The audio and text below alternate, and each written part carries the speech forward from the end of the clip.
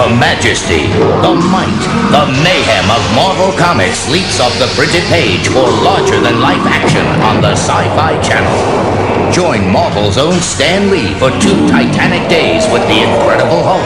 One of the great stories of the 20th century. And the Amazing Spider-Man. This one's an original. When the Sci-Fi Channel presents the Mighty Marvel Marathon, hosted by Stan Lee, beginning Sunday, July 4th at 8 a.m. Hulk to the first power. That's incredible. Hulk to the second power. Hulk to the power of 3. Bill Bixby and Lou Ferrigno Hulk out in a power-packed trio of the Hulk's greatest adventures. The Incredible Hulk triple feature on the Sci-Fi Channel next Sunday, beginning at noon Eastern.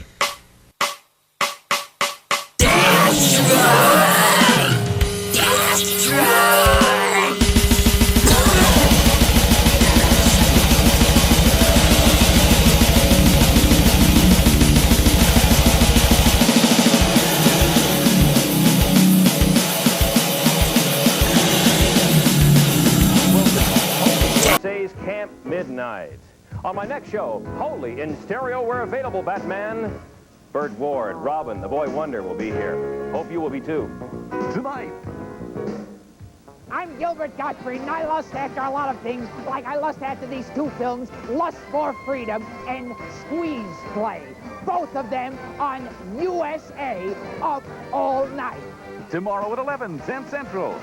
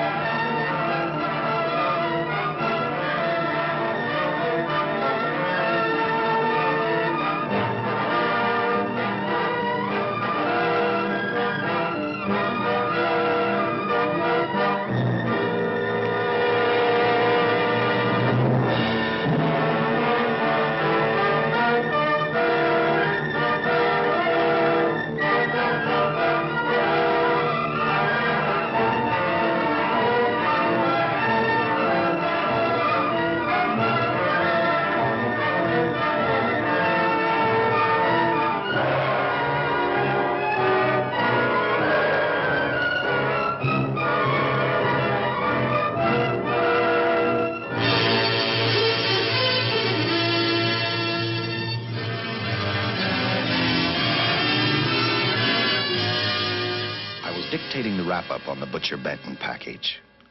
I'm Lieutenant Dick Chasen. This hadn't been a routine case, and to find the answer, I've had to put a lot of little pieces together. It began on the day most cases can be called closed. It was the day before the butcher was to be executed. He was visited by his attorney, Paul Lowe, in the death house. It was at this first meeting the Butcher Benton case took its first switch. Well, that's it, Butcher. The evidence against you is so strong, the governor turned down your appeal. You're a rotten liar, Lowe. You started railroading me from the beginning of the trial. And now you're still trying to throw me curves. Look, I don't blame you for being edgy, but get this straight. I didn't double-cross you. I never worked harder for a client. You mean you never worked harder for a client to get him sentenced? You were a fool, Butcher. If you hadn't tried to double-cross Squeamy Ellis and Joe Marcelli, they wouldn't have turned state's evidence against you. But you had to get greedy. You wanted to keep the whole $600,000 for yourself. Well, the boys got sore, and I don't blame them. It was all your idea. You planned the whole job. You hired us. When you found out I'd staged the money, you decided it was time for me to die. You got those 2 crumbs to turn state's evidence on me. You stinking rotten mouthpiece. We both know that isn't true, Butcher. Now, look, what's the sense in not giving me the money? It's not going to do you any good.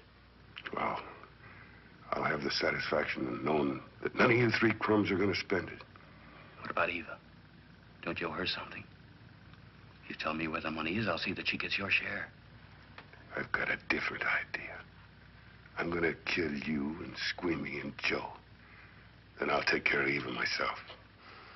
You thick-headed ape, you're gonna die tomorrow. Remember what I said. I'm gonna get you.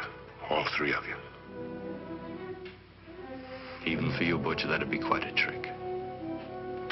So long, dead man. Remember what I said. I'm gonna kill you. All three of you.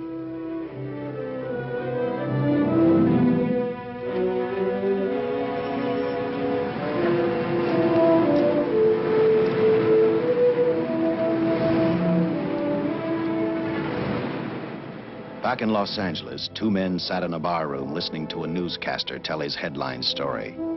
He played up big the butcher's threat to kill Paul Lowe, Squeamy Ellis, and Joe Marcelli for their having turned state's evidence against him. Squeamy Ellis didn't seem happy over the butcher's threat. Neither did Joe Marcelli. But they had figured, once a dead man, always a dead man. But this was one time everyone was in for a surprise, including the entire police department.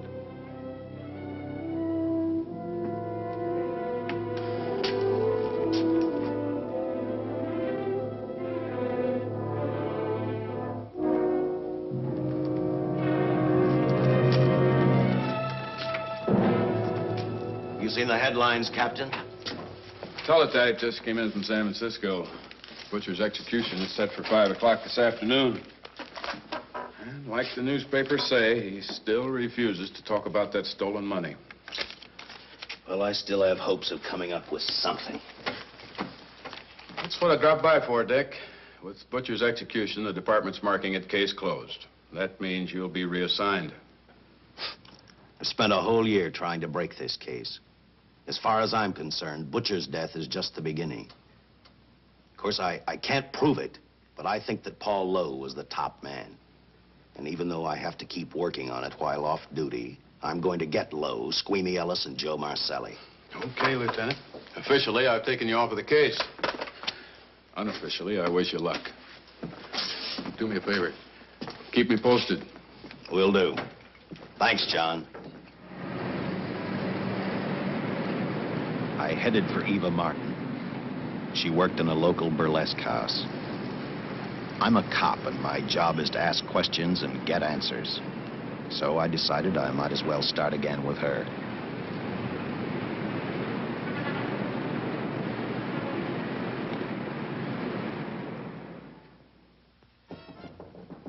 Come in. Oh. What do you want? I'd like to talk to you. Talk? You're a cop, aren't you? That's a good question. I can't even find a 3-ton armored car, let alone the $600,000, and I've been on the case a year. I've told you, and I've told you, and I've told you. I don't know anything about the money. I never did. Benton's gonna be dead in a little while. I thought it might make a difference. I never knew anything about the money. Call me dumb. I didn't even know Charles was in the rackets until the trial. Now, take it easy, kid. You're on, Eva.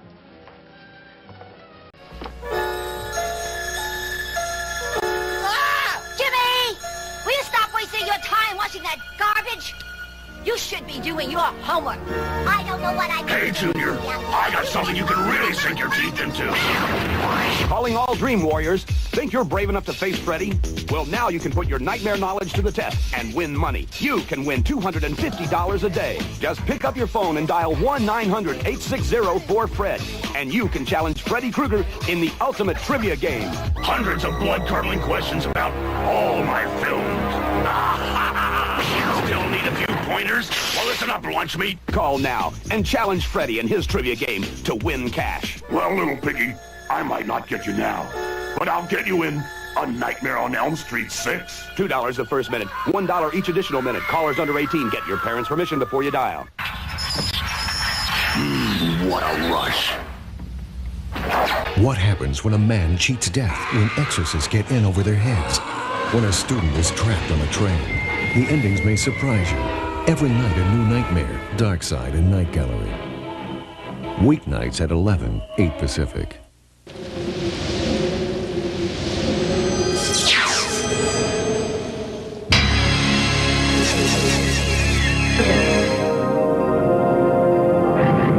You have selected Faster Than Light News Feed for Tuesday, 16 May. 2145. There's major news from Habitat Mars. Last year, Christine Ballard's team discovered an alien microchip in chambers near the Cydonia region. Now there appears to be an even more important discovery. We go to the Red Planet for a live statement from Dr. Christine Ballard. I've requested and received approval to return to Cydonia. A small staff has been manning our station there, and they've made an unsettling discovery. Dr. Ballard, has your team found further evidence of a Martian civilization? I don't want to comment until I can personally see what the team has uncovered, but I will keep the NAU authorities informed of what I find.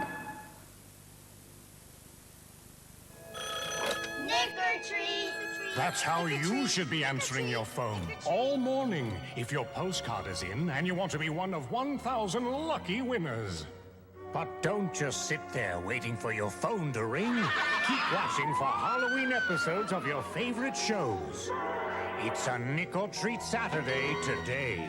Brought to you by Play School's Dolly Surprise and Nickelodeon, the only network for you.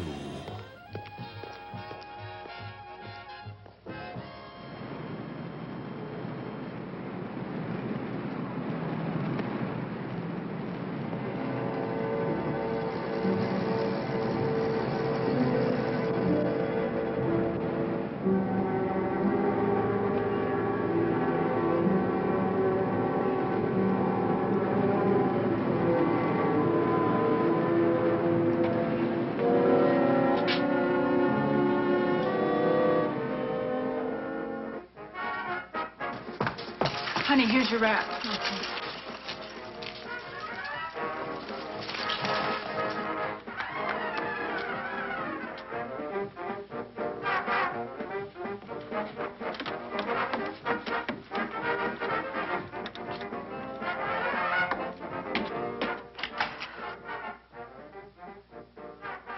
A few moments ago, Butcher Benton, without revealing the whereabouts of the $600,000 stolen in the armored car holdup, paid for his crimes against society in the gas chamber at San Quentin. Now for a look at the international scene. Today... Come on, baby. Don't waste tears on Benton. I feel so badly about Charles. If I'd known, maybe I could have done something. How about a drink? We could both use one. And I just can't drink while she's working, Paul. Boy, see.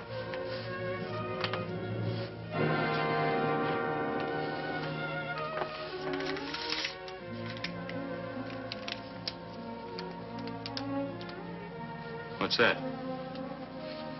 Well, now what's the matter? It's a message from Charles. He told me to open it if he died. Finale, Eva. All right. How about a steak after the show? No, thanks. Not tonight, Paul.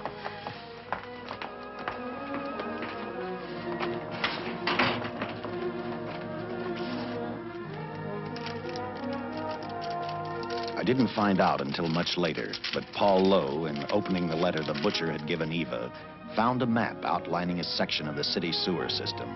And clearly identified was the spot where the butcher had hidden the stolen payroll. He replaced it with a $50 bill. I guess he figured $50 to gain $600,000 was not a bad day's work.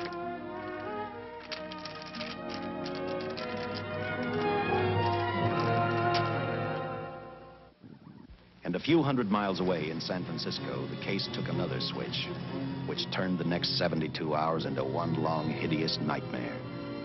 Dr. Bradshaw, a distinguished biochemist, was making preparations for a final experiment which he hoped would lead the way to a cure for cancer.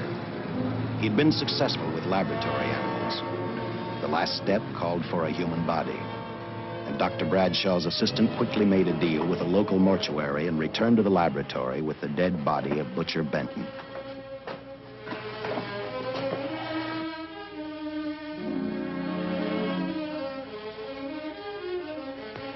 You made good time. Well, I didn't waste any. Any trouble? No, I just handed the money over and moved the body into your station wagon. That was that. Good. Get a syringe.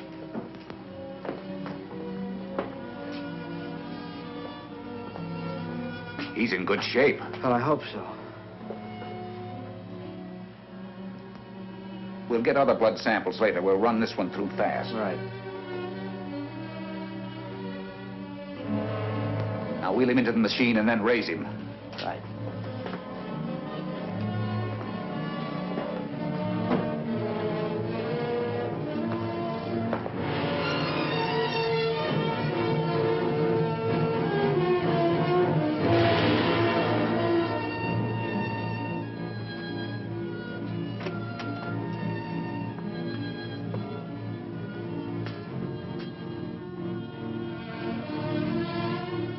Ready? You mean you're going to give him 287,000 volts? Yes, yes. I'll get the fluoroscope set. We'll check with that before we start dissecting. Turn off the lights.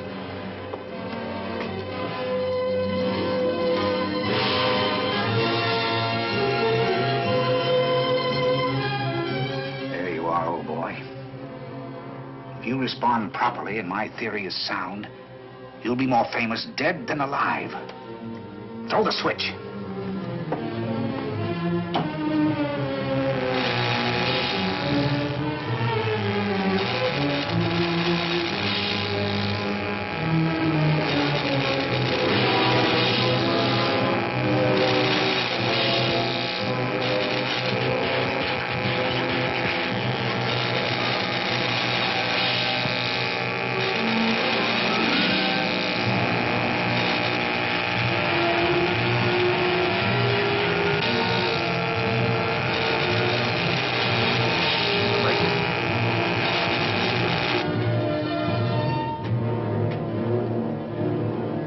Wait, I thought I saw a pulsation of the heart. You're right. Dr. Bradshaw is beginning to breathe. You've brought this man back to life. No. The heart muscle has simply responded to a terrific electrical shock, that's all. Yes, but it does prove that the cells still function. Dr. Bradshaw, he is alive. A shock reaction, it can't last. His cells are multiplying now, if your theory is right. We could keep that reaction going longer. But it's worth a try. Get the body out.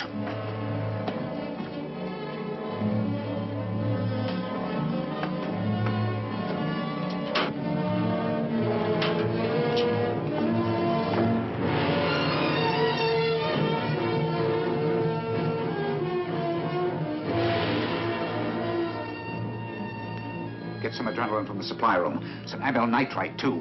Hurry, hurry.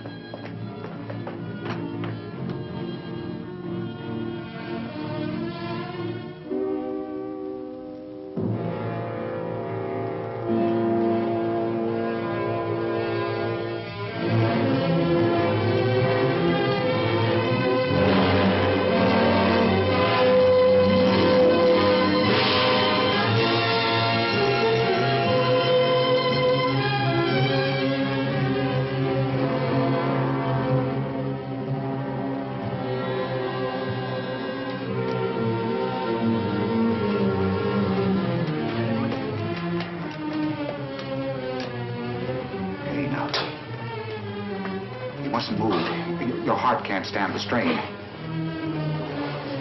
Now, you must lie still. Please, please. Easy now. Easy. Easy. You must lie. Easy, please.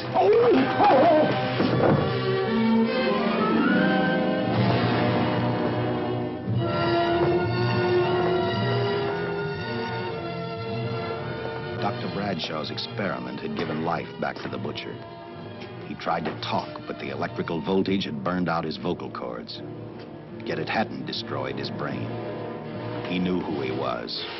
He knew who he hated. As he stumbled about the room, I think he thought only about one thing: kill Lowe, Squeamy, and Joe Marcelli. The tremendous electrical voltage that Dr. Bradshaw had given the butcher had increased his cellular structure to the point where he was no longer a man.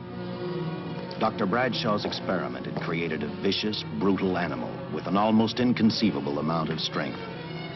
Dr. Bradshaw must have believed the butcher's regained life would last for only a few minutes. Therefore, instead of calling for help, the doctor decided to handle his creation alone. Now, easy, Benton. Just relax. I'm a doctor. I want to try to help you. Do you understand me? You're in my laboratory. The execution was carried out and you were declared dead. I tried an experiment on you and brought you back to life, although I didn't intend that. Now, you've had a great shock. Now come and sit down. Now, be quiet. Now, come and sit down. Take it easy. That's the boy.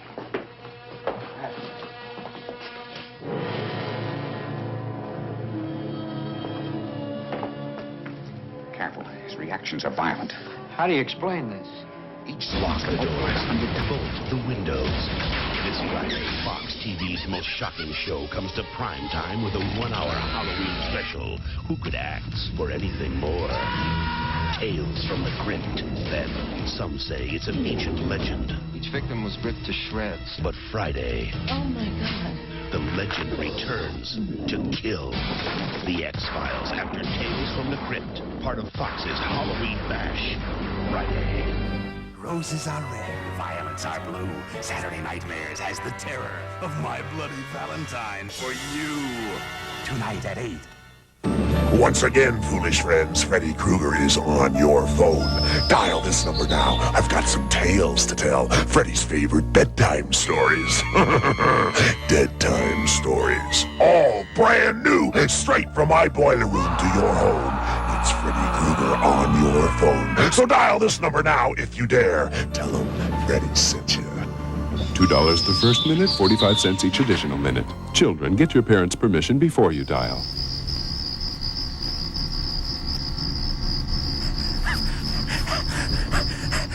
Let's split up. They're always saying it. Well, I, for one, am sick of splitting up. It never helps, and I'm always getting stuck with Velma. Why are Fred and Daphne always heading off together anyway? I'm so hungry. Democrats and Republicans, oh my. Mice and rats and roaches in the White House, oh my. The White House is overrun with capital critters. Saturdays at 8:30 on the best place for tunes, Cartoon Network. Perhaps thousands. His strength is unbelievable. No, it's too late for the amyl nitrite. I want to get some blood samples, make some tests on him, find out what's happened. Get me a syringe.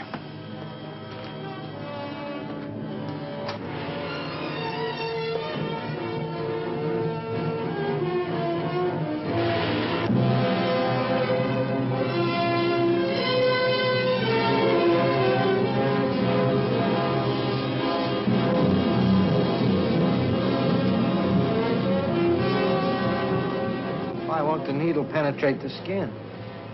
Tissue must be nearly a solid mass of cells. How are we going to get the blood sample? Surgically, perhaps.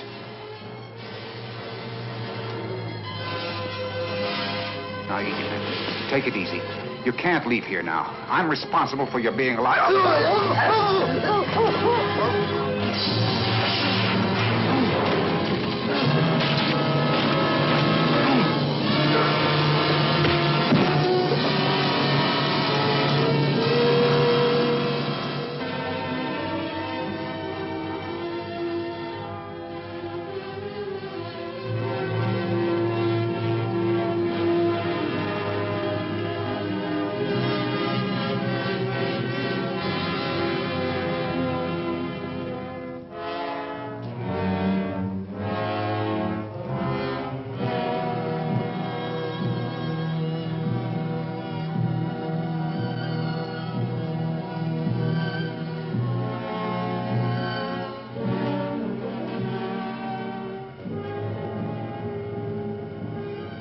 Towards the end of this case, Captain Lauder and I found out the doctor and his assistant had been murdered. But I'm getting ahead of my story.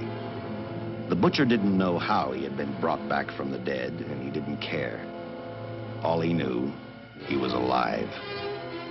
Then this monster-made man started thinking about Los Angeles.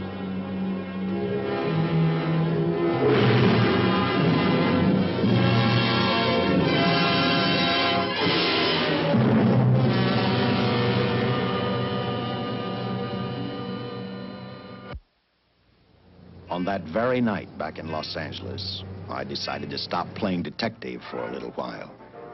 I went to the burlesque house to ask Eva to have dinner with me. After all, the butcher was dead, and if I got lucky, sooner or later, I figured Paul Lowe would lead me to the stolen payroll. In a way, that possibility made me even feel better. It's not fair to watch the show from backstage. Next time, I'll pay admission. I take it by that remark you like my routine. Yeah, you're pretty good. What I can't figure out, though, is why you stay in a place like this. It shouldn't be hard for someone like you to get a job in a class spot. If you weren't a detective, I'd be willing to bet with a line like that your next remark would be, how about dinner?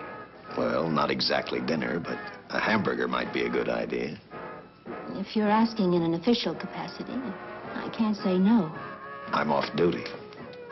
For the past 6 months, all I've ever called you is Lieutenant Chasen. Do you have a first name? Uh-huh. Dick. Give me 10 minutes for a quick change, because you just made yourself a date, Lieutenant. I mean, Dick.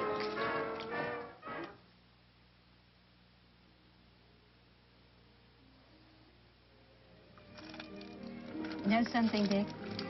I haven't had hamburger in the front seat of an automobile with a guy in a lot of years. Well, from now on, we'll do it more often. It's funny. I always figured a policeman wasn't really a human being. I mean, unless he was arresting someone or trying to solve a case, he was unhappy. Shows you how wrong you are. In fact, everyone on the force gets fed up occasionally with the job they do.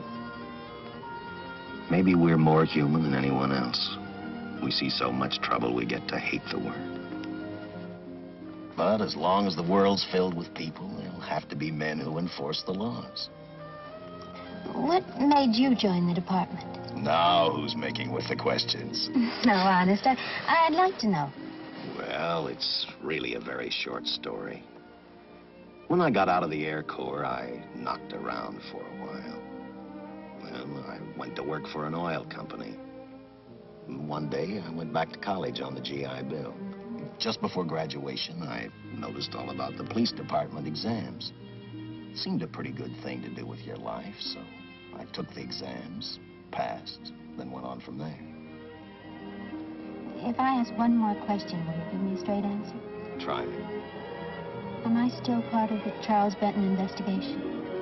I mean, right now. I don't think so.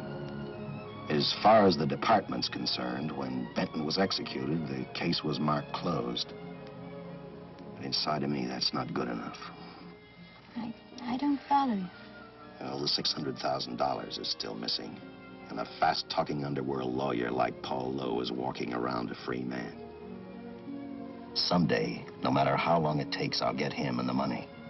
Until I do, the Benton case for me is not closed. I give you my word, Dick. Charles Benton never told me anything about the money.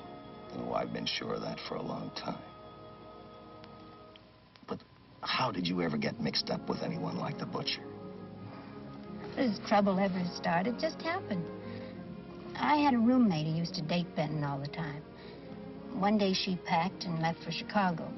Benton carried a torch for her, and he used my shoulder to cry on. First thing I knew, we were having dinner together, and a few weeks later, I was labeled by the police as this #1 suspect and Benton's girl. But it was never like that. I made only one mistake. I felt sorry for him. You mean, until he was arrested for the robbery and the killing, you had no idea how he earned a living? I know this is going to sound crazy, but I only went out with Benton a couple of times. And all we ever talked about was Madge, my old roommate. The last time I saw him, he tried to get too friendly, and that's when I told him he had the wrong girl. But like I said, I'd already made my mistake.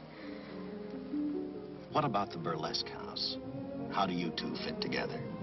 You sound like a lot of other people.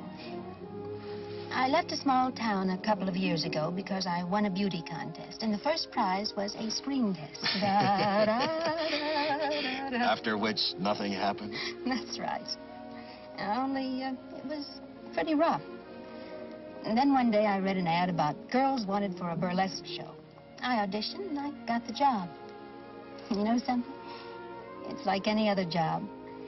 If you're looking for trouble, you can find it even in a schoolroom. Well, When the screen test didn't work out, though, why didn't you go on home? Well, first you have to have a home to go back to.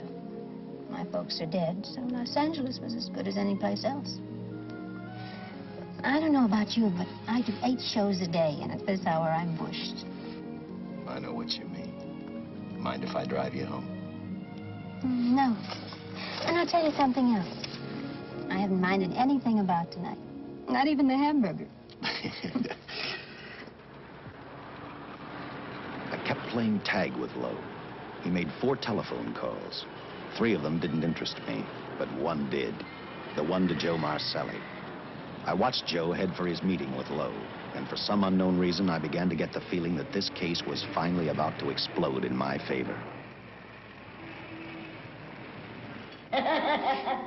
You see what I mean? Well, look at that, will you? I seen him stagger on 2 legs, but he's doing it on 4. Shut up, you flea bag. Well, look who's calling names. At least I ain't a squealer, a stoolie. I warned you before. All right, Harry, that's enough. I'll take care of him. I want to talk to him. Okay, Mr. Lowe. With any future business you've got with this psycho, take care of it upstairs in your office. He keeps showing around here, sooner or later he's going to get slugged, cripple or no cripple. All right, shut up, Joe. Sit down.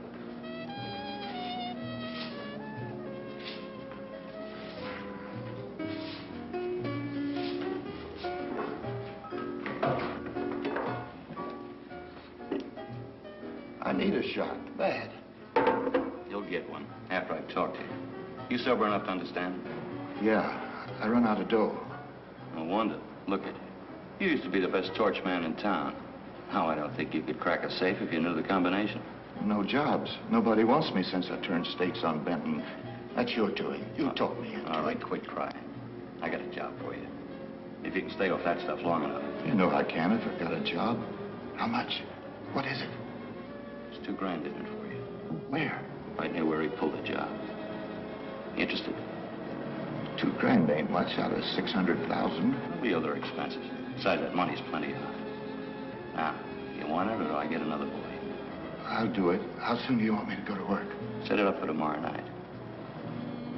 Call me before noon. I'm going to the races. 1. And that's all. The job's over.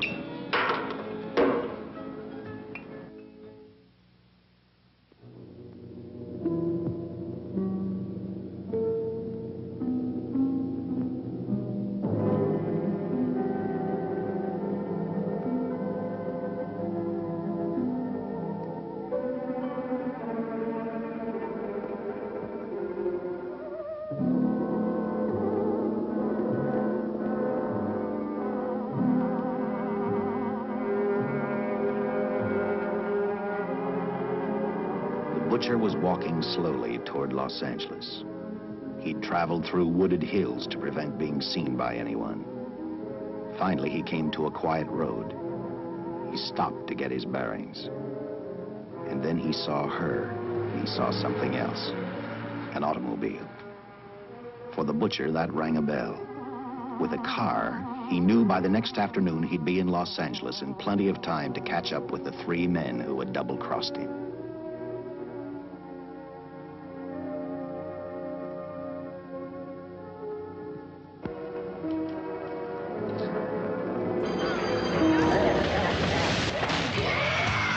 This is a zombie.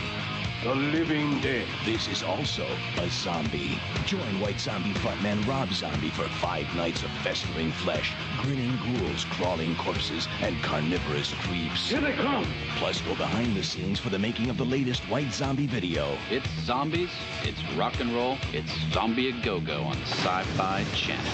Begins Monday at 9, 6 Pacific. Open the X-Files. Drop in to the crypt.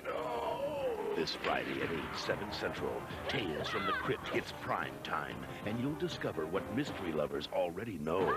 It's cool in the crypt. Prime time. I hate these things, but I'm not worried. Luckily, I brought in an expert. Time to play. Okay, here, Zippy. We'll figure it out this Saturday on USA Up All Night when we watch Hellraiser 3. Saturday at 11. I'll be waiting.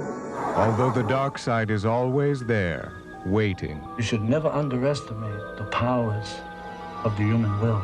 Tales from the Dark Side. Delicious, spine-tingling chills brought to you by the producers of Creepshow. I told you I ain't dead so many times, I'm blue in the face. Now that's the truth. Join us each week, if you dare, for Tales from the Dark Side. Sunday nights at 10 on Channel 9.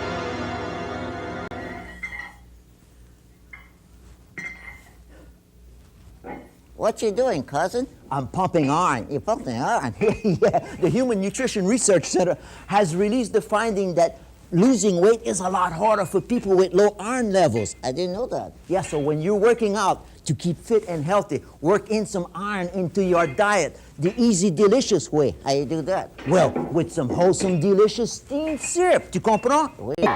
Aliens! Yo, Hicks! Something big is in the air! It's the alien flying queen and her gruesome gorillas. Send in the ultimate space marine, Atax, disguised in his big, bad bug suit. He sneaks in and takes him out. But the flying queen unmasks him. Send in Hicks and the heavily armored evac fighter. Send in the Marines. Blast them. Yeah. And bottle them. And it's bye-bye bug, each sold separately. Aliens! Well, see, you're a real gentleman to be helping strangers in distress. I hope you don't mind me using the babe here as bait. Quite a dish, isn't she? But that's what she gets paid for. Bait, that is. Yes, sir. She's a real shaker artist of my outfit. Carnival man myself. Just call me Connie. Yeah. Well, friend, we're in a little bit of difficulty here. Got a flat tire, brand new car, no tools in the back. Why, some of these dealers make my carnival grifters look like babes in the woods.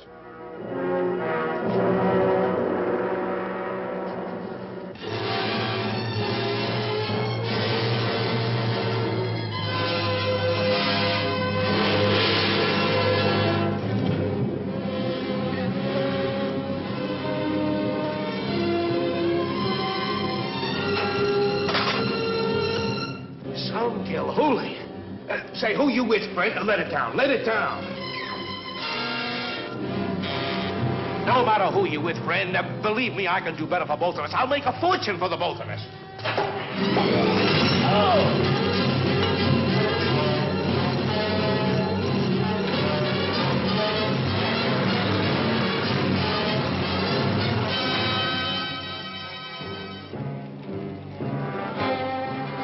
An hour later, the San Francisco Police Department sent out an APB. Squads were sent to various parts of the countryside.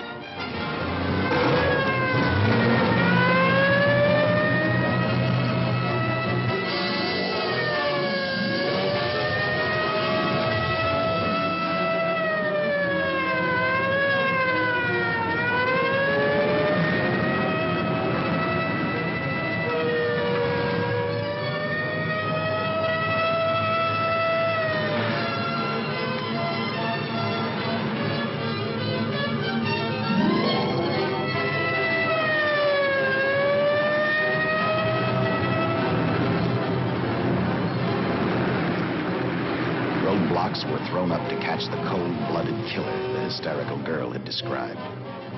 Each squad kept reporting back to Central Headquarters, and each of their stories was the same. So far, none of them had spotted the car the killer was driving. Orders were given to shoot to kill, because from the girls' further accounts, they realized they were dealing with a maniac.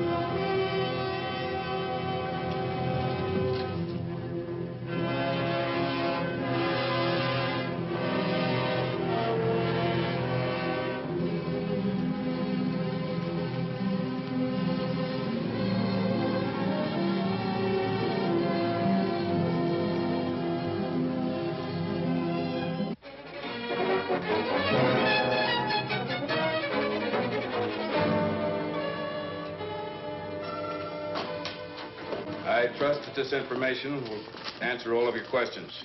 If I can be of any further service, let me know. Sincerely, J.I. Louder, Captain Police, L.A. Here's another all points from CHP, Captain.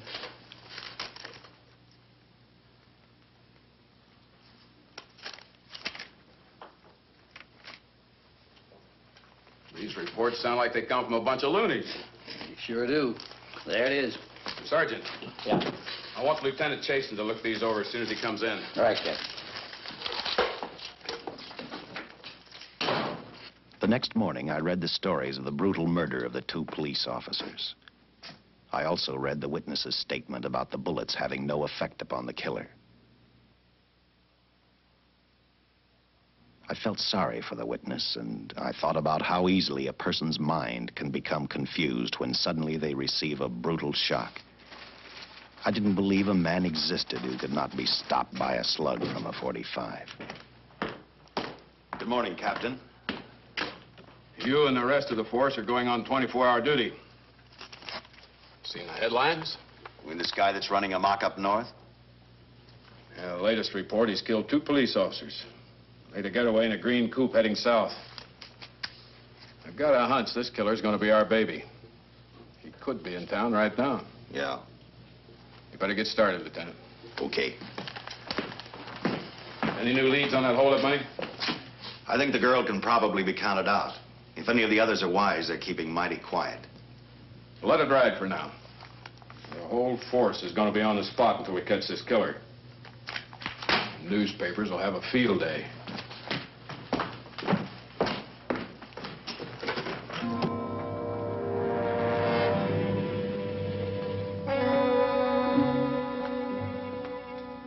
We were wrong about 2 things.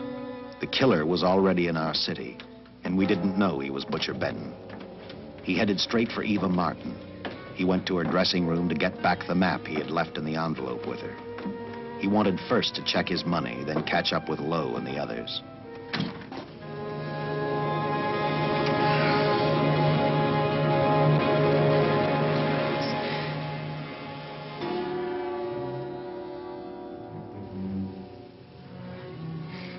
Can't be.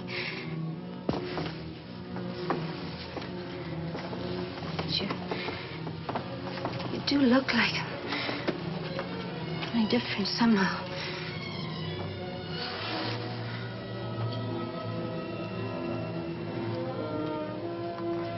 It is you. Why didn't somebody tell me? Nickelodeon wants you to know that not all the scenes in Are You Afraid of the Dark are scary. For example, in this scene, just a boy listening to the radio. Okay, skip that. Well, right here, just a girl with a flashlight. Wow! Next, okay, not a bit scary here with the glasses. Wow! All right, it's a little scary, but if it wasn't, you'd have no excuse to hide under the furniture. Watch Are You Afraid of the Dark? Every Saturday at 9:30, 8:30 Central, only on Snick. Coming up on the Sci-Fi Channel. Creatures of the night come out of the shadows on Dark Shadows. All the episodes shown the way they were intended. Weekdays at 11, 8 Pacific on the Sci-Fi TV's Channel. longest-running investigation into the world of paranormal phenomena is only on the Sci-Fi Channel. We give you the facts. You make up your mind. Sightings. 7 p.m. Eastern, Sci-Fi Thursday.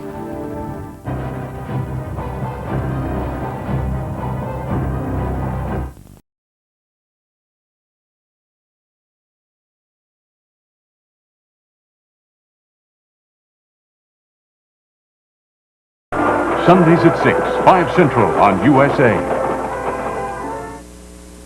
Has the thrill gone out of your life? I want to be dead. Then you need a dose of USA's Saturday Nightmares. Movies so scary. They'll drive you back. Plus tales of mystery and imagination with a dash of devilish humor from the modern master of the macabre, Alfred Hitchcock. It's all waiting for you every week on Saturday Nightmares. Saturday nights at 8, 7 Central on USA. Those look like bullet holes. Are they?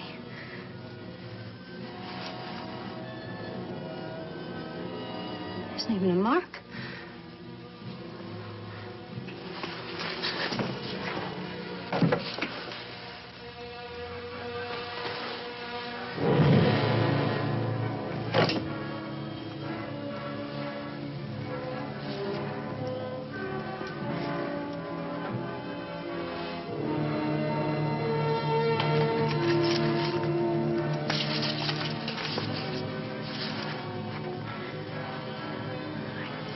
I opened it like you told me. I found the $50. I didn't know why you left him. Oh, Paul didn't know why he was here.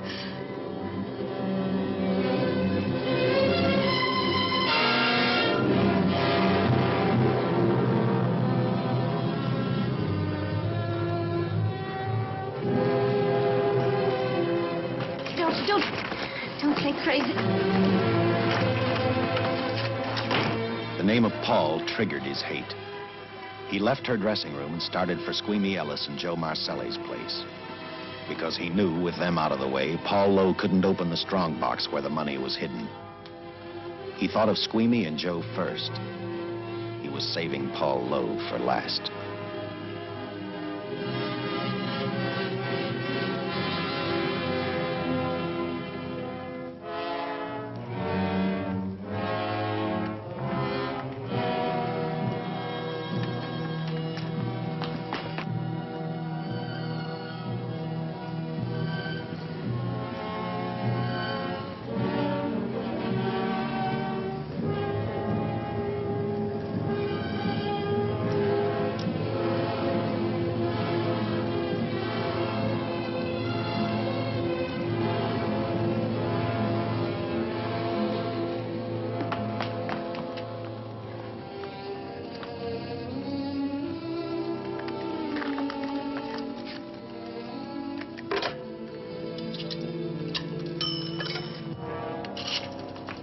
Hey, Eva, can I borrow your eyebrow pencil?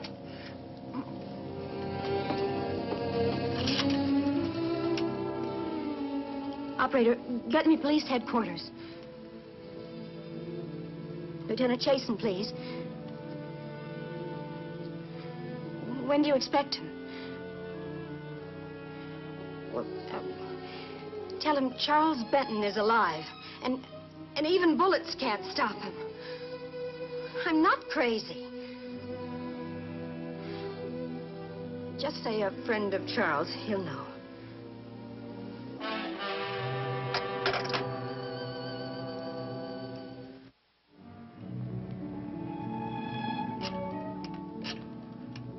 After leaving a message for me, Eva telephoned Squeamy Ellis. She tried to tell him the butcher was alive and on his way over to kill him. Squeamy didn't believe her, and in a way you couldn't blame him. Who in their right mind would believe a man had returned from the dead? What Squeamy actually believed was that the butcher, before his execution, had hired a killer to carry out his threat.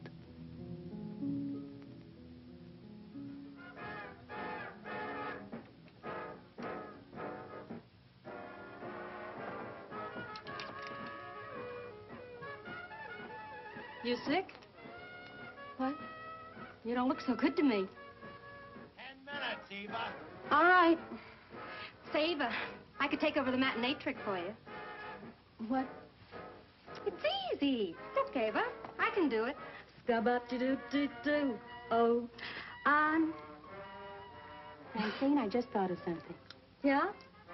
Eva agreed to let Francine do the show.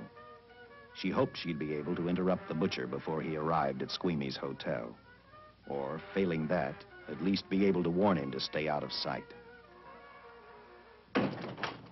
You wanted me, Captain? Yeah, I just had a rundown on those fingerprints, the stolen car up north. We got nothing on the driver who was killed or the woman with him. Take a good look at these. There's something funny about these. Yeah. The boys in the lab can't figure it out either. Those are the killers. They were found on the steering wheel. Looked like they'd been stamped in with a steel die. They sure do.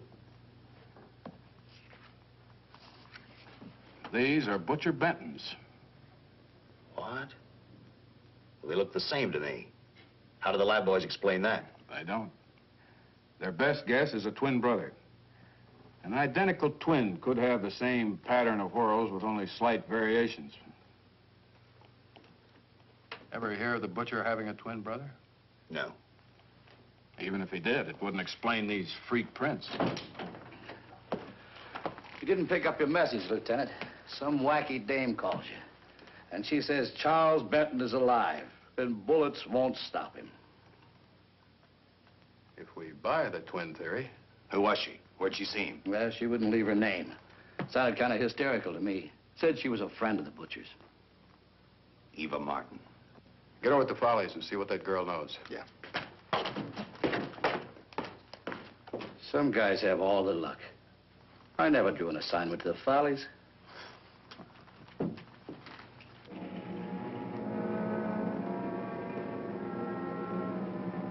Meanwhile, the butcher headed for Squeamy's hotel. He didn't seem to be in any particular hurry. Actually, he seemed like any normal person, on his way to work or on his way home.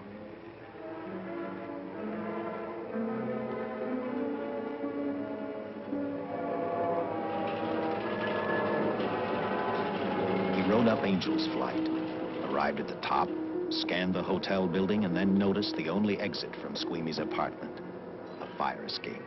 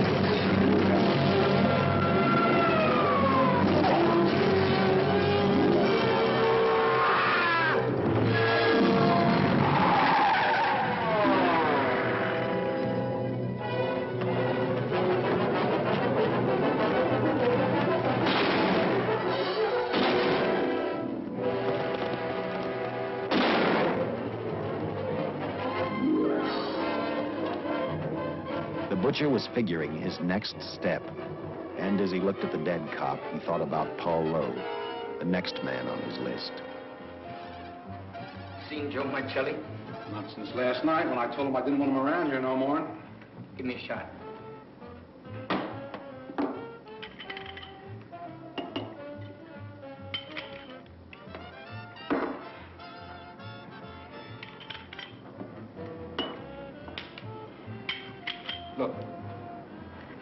need help. Just found out that Benton's hired a killer to get me.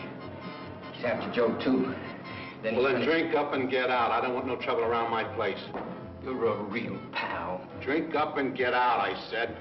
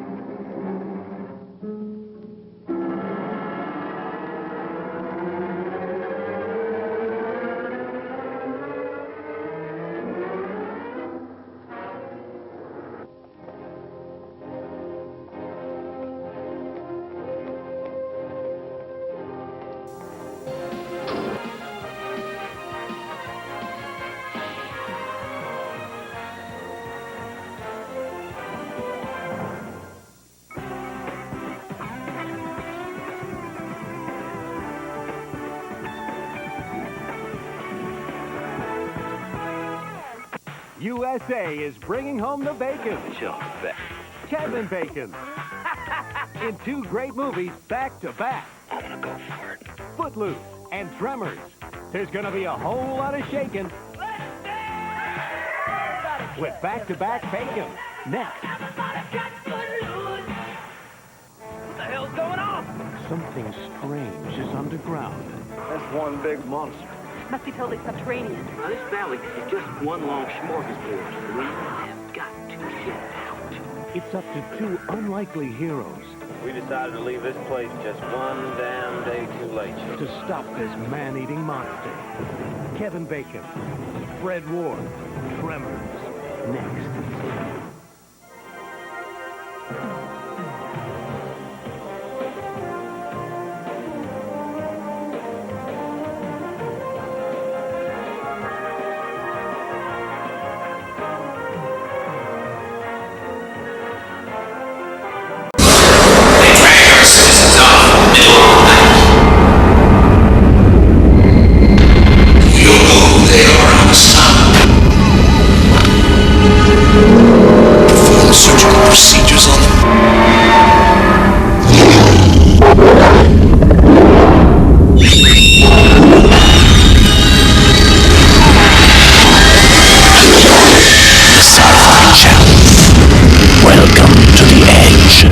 They call me the Highlander. They call me Renegade, plus a few other choice names. I'm 400 years old. Well, I've got 400 horsepower. I dabble a little in swords. Hey, you're basic lead. I could live forever. I live for a six-pack and garlic pizza. I collect fine art. And the next time I see Art, I'm gonna kick his art collector, huh? Oops. Highlander, Renegade, premiering September 11th at 5. On the Sci-Fi Channel. Coming up on the Sci-Fi Channel. You've seen them begin their adventures in the pilot playhouse. Now, join your sci-fi favorites as they face their last challenge. Dear me, how sad. Be there for Vincent's final fury. It's over. Jamie's flight for freedom. They want to put me in a cage. Sam's last leap and number 6's ultimate escape. Lindsay Wagner hosts Final Curtain, the last episodes. Saturday, April 9th. There is much that man does not know. From the ocean's depths to outer space, explore the unknown with Voyage to the Bottom of the Sea and Lost in Space. Every day at 1. Enter a world of premonitions, visions, and nightmares. Join host John Newland and dare to take that one step beyond. Weekdays at 5, 2 Pacific.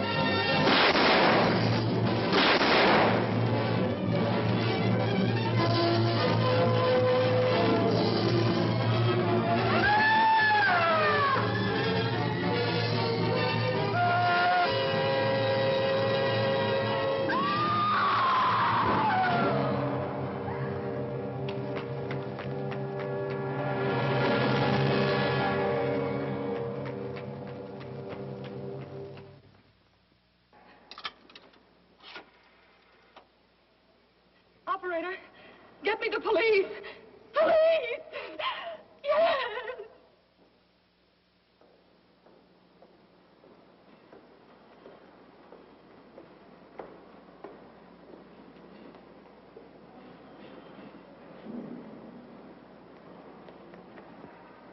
What's happened? A guy named Squeamy got thrown from the 5th floor. He's dead on a mackerel. Customer of mine. You mean Squeamy Ellis? Yeah, that's it. Just Squeamy. No one else was killed. Ain't one enough?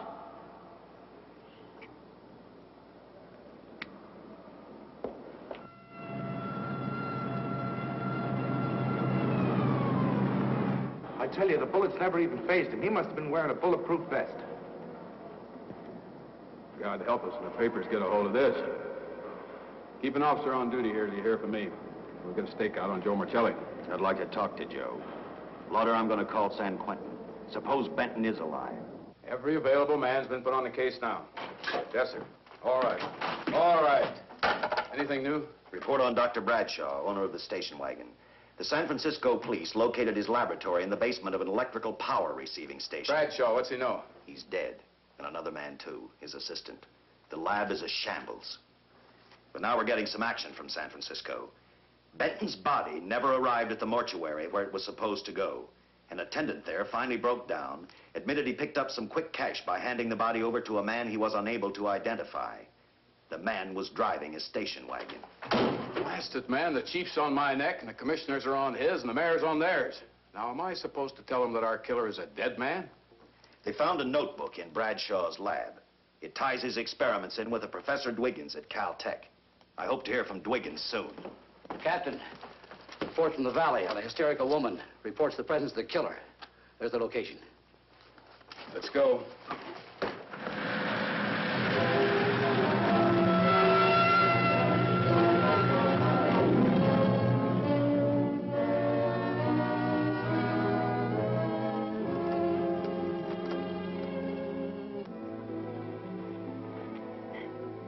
You and your boyfriend had a little fight, and he got out of the car to take a walk.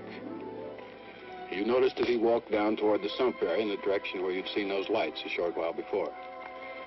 What happened then, miss? Please try to tell us. Well, I just sat there a few minutes, I guess. I was pretty mad. Then there was a loud crash, like heavy metal, sort of, from down here. I got out of the car to get a better look. I heard Jimmy cry out something. I couldn't make out the words. Then down here, in a patch of light, was Jimmy. And coming toward him was this man. big man. Lifted Jimmy up over his head like he didn't weigh a thing. Jimmy screamed. Just once. Before he broke Jimmy's back.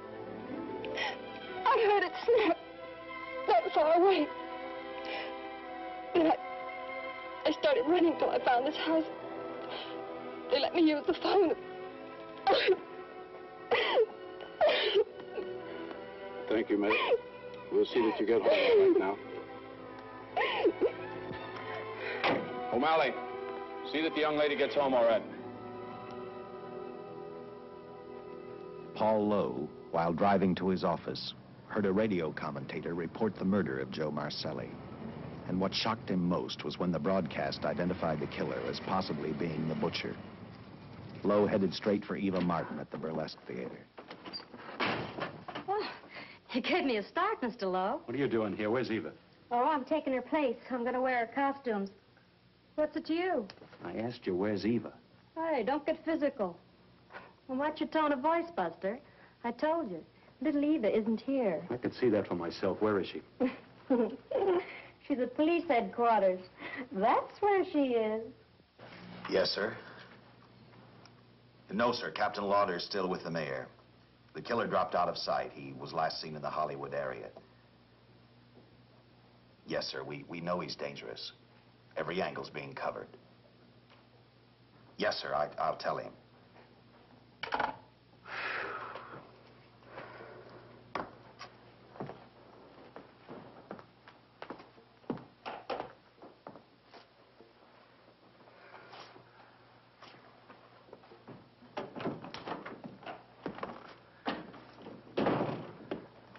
Here, see how these fit.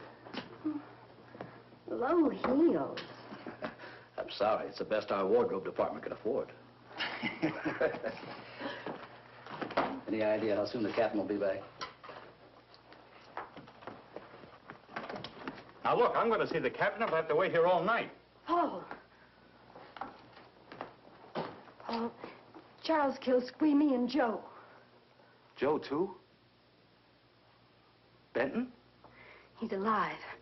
I saw him, but nobody will believe me. I'm checking it. My guess is whoever killed them is on the trail of the money, Lowe. Now, maybe you'd better start talking if you know anything about it. I don't know anything. Did the butcher have a brother? No brother. It was Charles. I saw the tattoo on his arm. Look, I demand police protection. Where's the money, Lowe? You heard me. I demand protection. I know my rights. We put stakeouts on your office and home. Well, that's not enough. It's enough as far as we're concerned.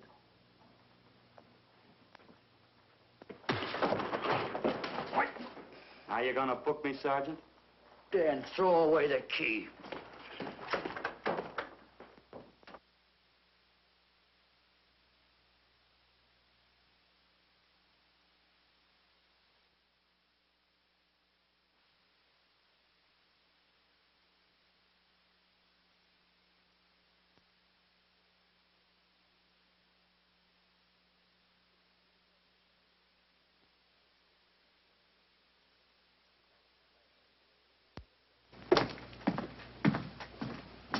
Thank you.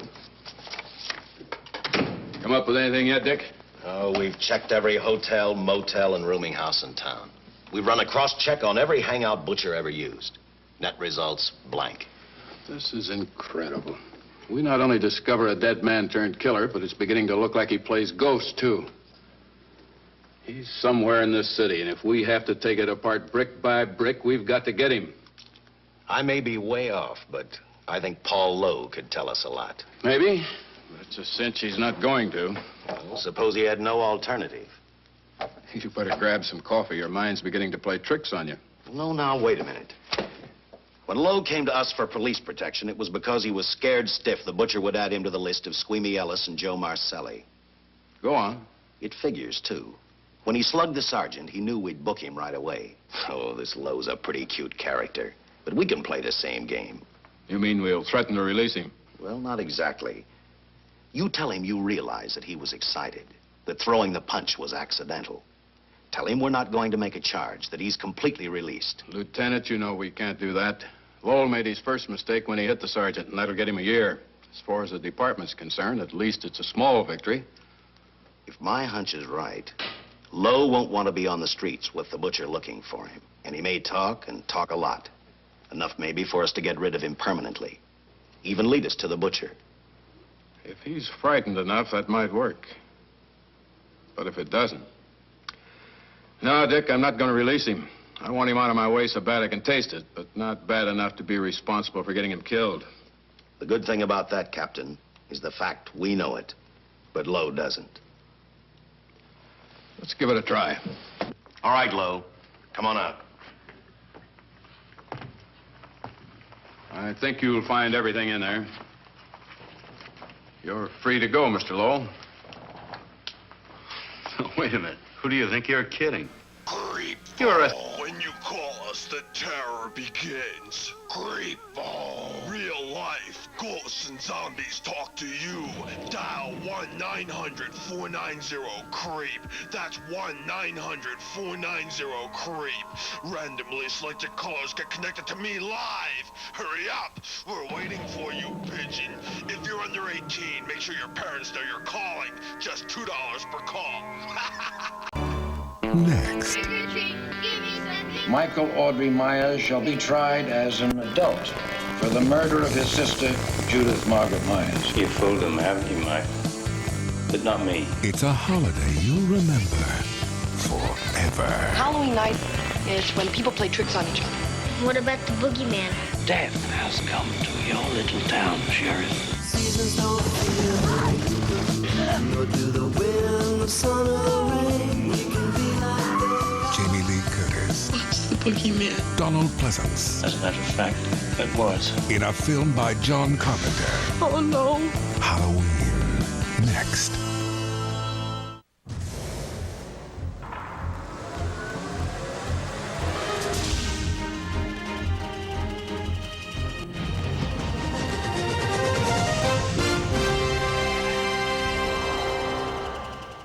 This film includes some violent content. Parental discretion is advised.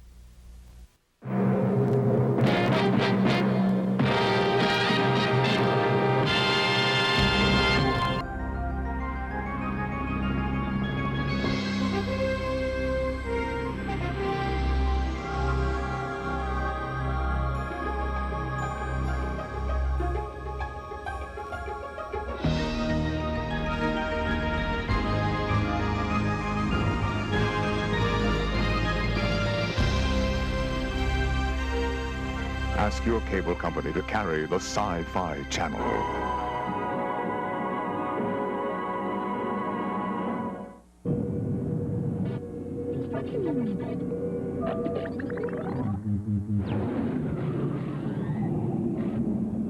I am the Sci-Fi Channel. Friday, I will explore your limits in the dimension of darkness.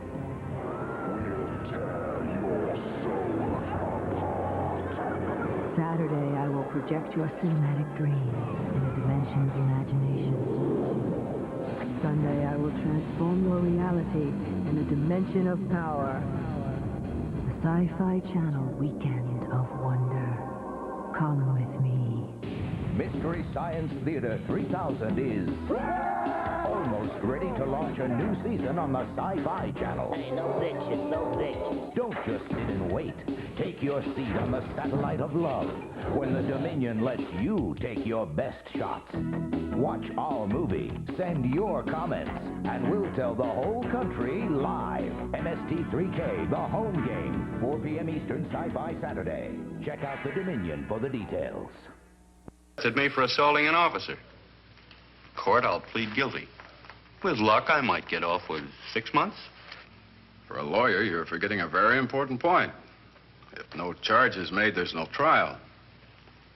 It was a tough day for everyone. We figured your nerves were on edge, and when you threw the punch, you didn't know what you were doing. I've squared everything with the sergeant. It's all over, all forgotten. Yeah? Why'd you bring a stenographer? Simply because I wanted a record of our conversation at the time of your release. Okay, Lo, let's go. Oh, wait a minute. Once out on those streets and I'm a dead man. You let me go, you'll be responsible for murder. Oh, come off it, Lowe. You're imagining things. You know the butcher threatened to kill me. You set me free, he'll do it. Well, that's just a risk we'll have to take. But the way I look at it, Mr. Lowell, you'll be okay. Look, Captain, I'll make a deal with you. You keep me here, and I'll tell you how to recover the money. Maybe even catch the butcher. No deals, Lowell. You'd probably tell us anything just to stall for time. Come on, let's get out of here. Now, wait a minute. All right. I'll tell you the truth.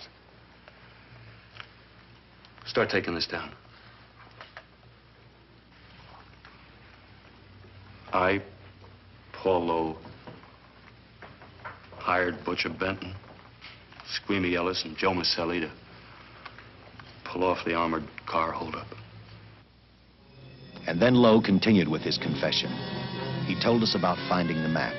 He showed us the exact location of where the butcher had hidden the stolen payroll. And he gave us a most important answer. The explanation as to how the butcher was able to elude detection. His means of escape was the sewer system beneath our city.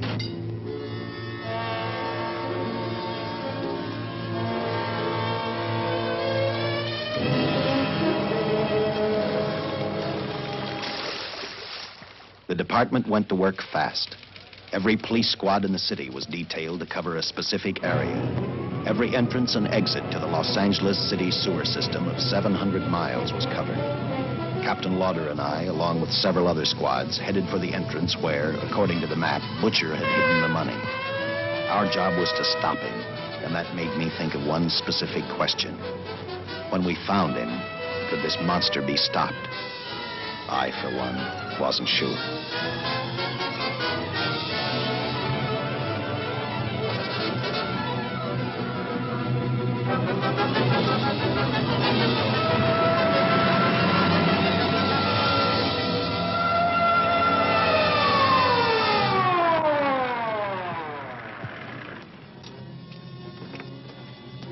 Everything all set, Lieutenant?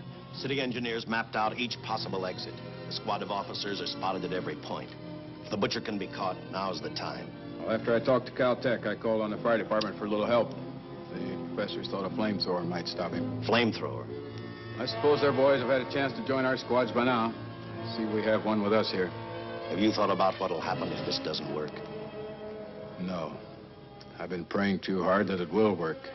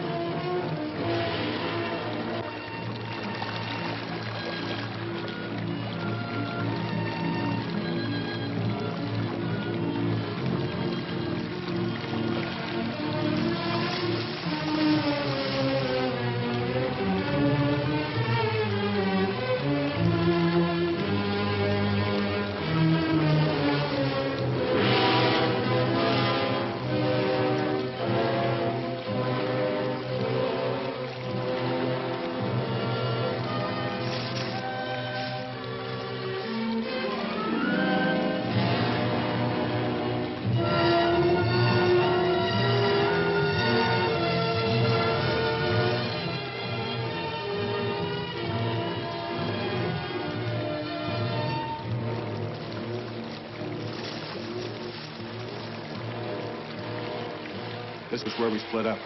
I'll go straight ahead.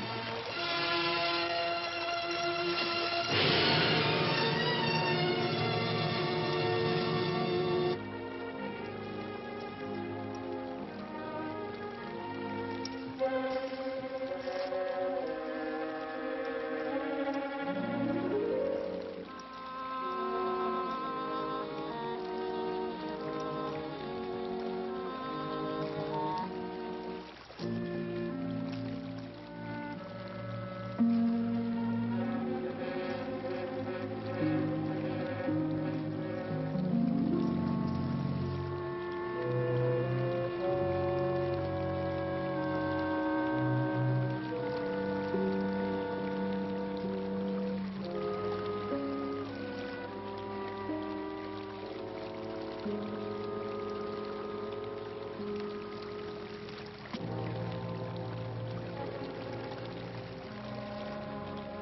this map's right, we're off our course. You'll have to backtrack.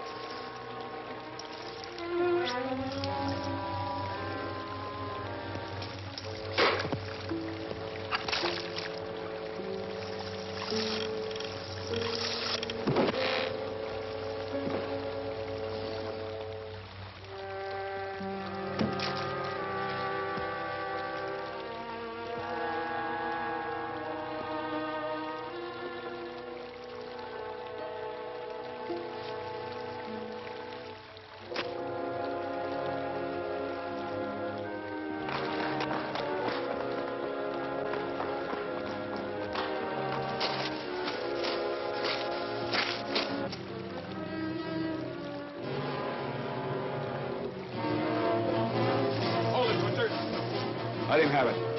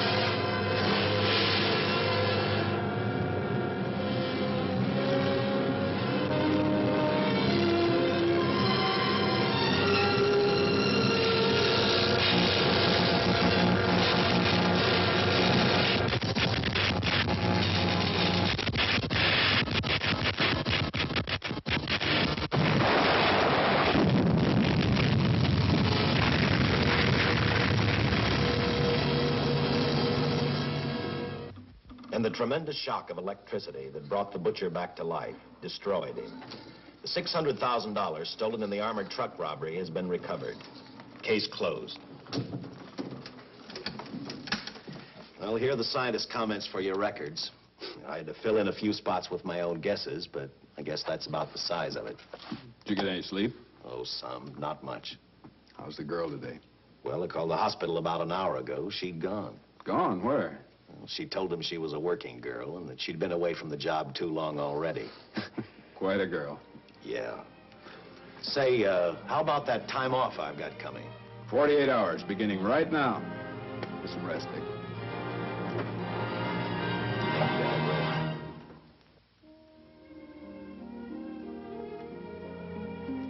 You know something, Dick? The past 72 hours seem like a bad dream. That rest in the hospital today really gave me a new lease on life. Now that it's over, I can't believe it actually happened. The important thing is to remember it is all over. I suppose you'll be assigned to another case. I'll have to give up hamburgers in the front seat of the car for steaks in a restaurant. No. I've thought about that. In fact, I decided to do something about it. I started by talking the captain into a short holiday, and just about an hour ago, I got you fired. What? What did you do that for? I figured that being my wife would take up all of your time. Even if I wanted to say no, I couldn't. You're not supposed to say no to a detective. I figured that, too.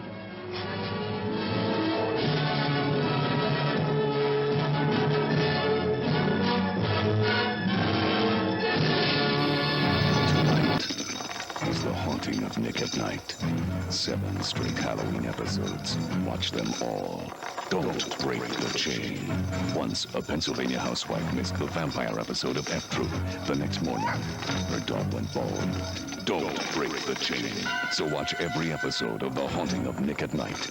Tonight until midnight. The Haunting of Nick at Night is brought to you by Hoover Vacuums and the Saturn Corporation. The Entity, part of the Sci-Fi Channel's Festival of Evil. Tomorrow at 9 p.m., 6 Pacific on the Sci-Fi Channel. Dangerous experiments. It's like walking the edge of a razor. Unpredictable results. We can't even slow it down. In the brave new world of cloning. Potential applications are awesome. One scientist can make the ultimate breakthrough. I can start human clone research. When he succeeds, We made some unexpected strides. if he can outwit his enemies, he will be feared as the Clone Master. Tomorrow morning at 9, 6 Pacific on the Sci-Fi. To fight the many faces of crime. This is not some Saturday morning cartoon. We're going on primetime live. The law must sometimes wear a mask. On the Sci-Fi Channel, justice is served in a red-hot flash. Look at how fast he's going. And in cold blue steel. You are under arrest. The Flash and RoboCop on the Sci-Fi Channel. Premieres tonight beginning at 9 p.m. Eastern.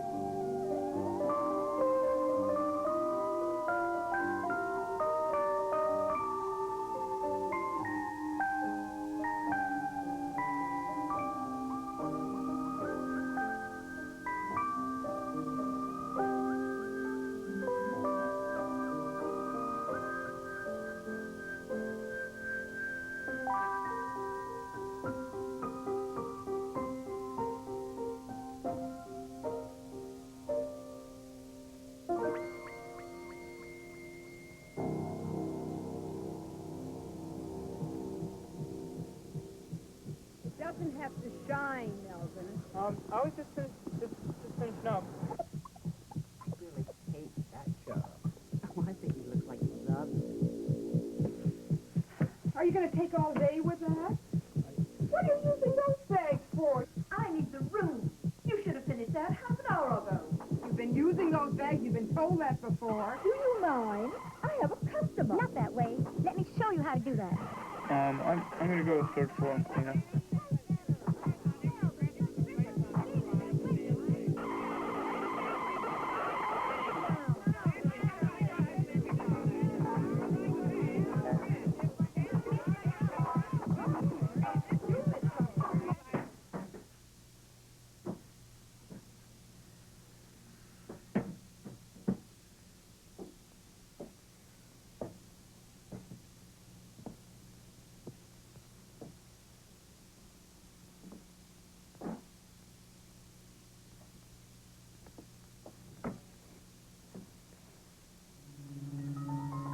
Hey, boy, you there. Now, how about giving me a hand? I don't know where that damn sales lady went. These lousy buttons. You want me to button you up? Sure. I'll button you up. What did I tell you to do? I told you to move the boxes to the closet, not to mix up the slips and petticoats. They go in separate boxes for a reason.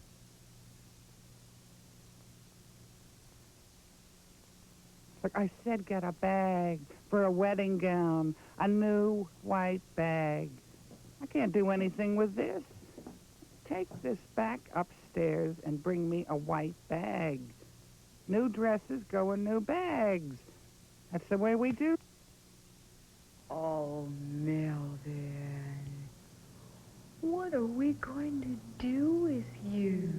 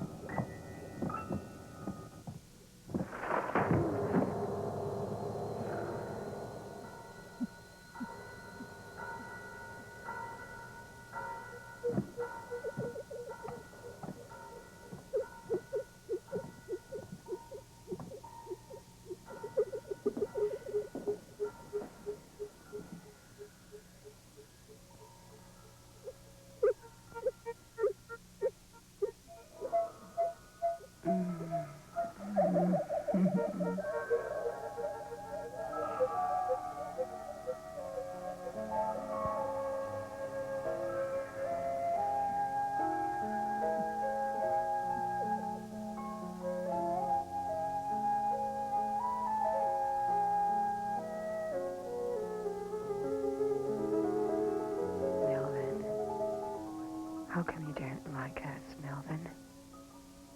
Wouldn't you like to have a girlfriend? I'll be your girlfriend. Wouldn't you like that, Melvin? Melvin.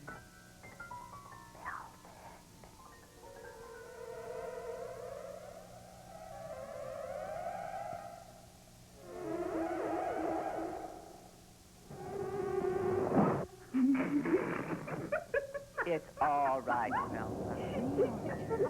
Nice. Boy. A nice young. A nice young mama's boy. Boy. Make someone a great wife. 26 years old and doing woman's work. Don't touch me. Filthy. Big boys shouldn't play with dolls.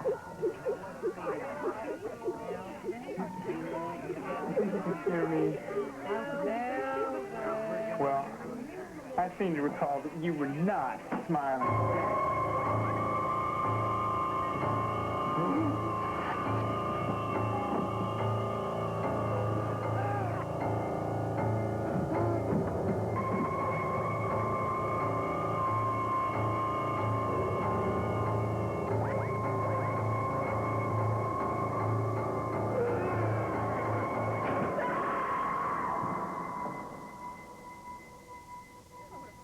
If he'd gotten Oh, I don't know. Good morning. Oh, thank heaven. No, I called his mother and she said he hadn't come home last night. Did Well, he he's probably right in there still. You know how Melvin is. Oh, and go inside. Come on, Melvin?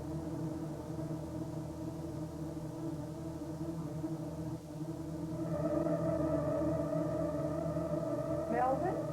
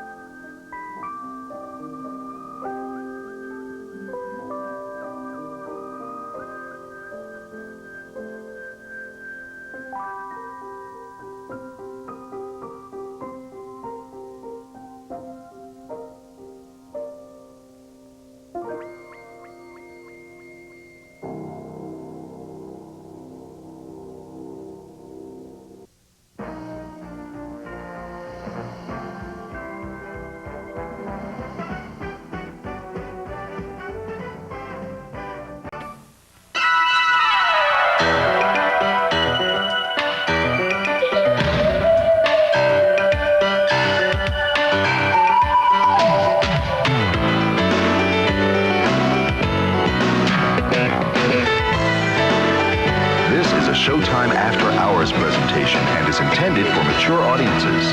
It has been rated R by the Motion Picture Association of America. Parents may wish to consider whether children under 17 should view